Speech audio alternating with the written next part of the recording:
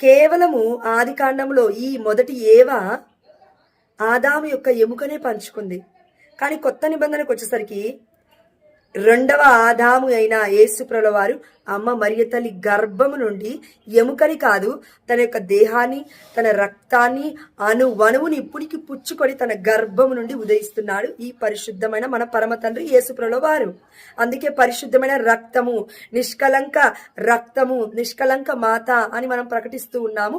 ఈనాడు కన్నతల్లి అయిన కథోలిక శ్రీ సభ ఇదే నొక్కి ఒక్కానించు చెప్తూ ఉంది అనే విషయం మనకి అర్థం కావాలి. ఆది కాండంలో ఏవ కేవలము ఎముకనే పంచుకుందండి, ఆదాము దగ్గర నుంచి తీయబడింది. కానీ అమ్మ మరియ తల్లి దగ్గర నుండి తన యొక్క జీవితంలో, తన యొక్క దేహముతో పాటు, రక్తముతో పాటు, ఆధ్యాత్మికమైన పరిశుద్ధమైన జీవితంతో పాటు తన యొక్క స్తన్యాలను కూడా పంచుకున్నాడు. అంటే పాలు కూడా అమ్మ మరియ తల్లి ఇచ్చిందండి. చరిత్ర చూస్తే ఒక్క చిన్ని పాల చుక్కలో లక్షల మిలియన్ల తెల్ల రక్త కణాల యొక్క శక్తి దాగి ఉంటుందంట.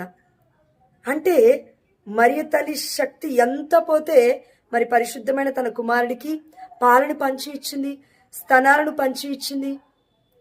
పరిశుద్ధంగా ఆలోచించాలండి. మనం పరిశుద్ధమైన ఆలోచనలు కలిగి ఉండాలండి.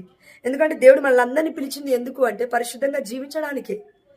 ఆ తల్లి యొక్క గొప్పతనం మనకు అర్థం కావట్లేదు. అందుకే దేవుడు మళ్ళీ చెప్తున్నాడు, నిష్కలంక మాత, నిష్కలంక రక్తము యేసయ్యది. అందుకే ఈ రక్తము ప్రతి మానవాళికి కూడా రక్షణ తెచ్చిపెట్టింది అని దేవుడి యొక్క వాక్యం ఎందుకు సెలవిస్తుంది? 1 యోహాను 1:7 అంటే ఈ రక్తానికి, ఈ రక్తములో నిష్కలంకం ఉంది. అంటే కలంకమే లేదు, పాపమే అంటలేదు, పరిశుద్ధతకే గొప్ప మారుపేరు నిష్కలంక అనగా అర్థము. దయచేసి దేవుడి యొక్క వాక్యాన్ని పరులతో పంచుకోండి. దేవుడు మిమ్మల్ని అధికంగా ఆశీర్వదిస్తాడు. ఎందుకంటే మరియ తల్లి గురించి కూడా దేవుడి యొక్క వాక్యాలలో ఏమి ఉన్నాయో పరమ రహస్యాలు మనం ప్రకటించాలి అని దేవుడు ఆశపడుతూ ఉన్నాడు.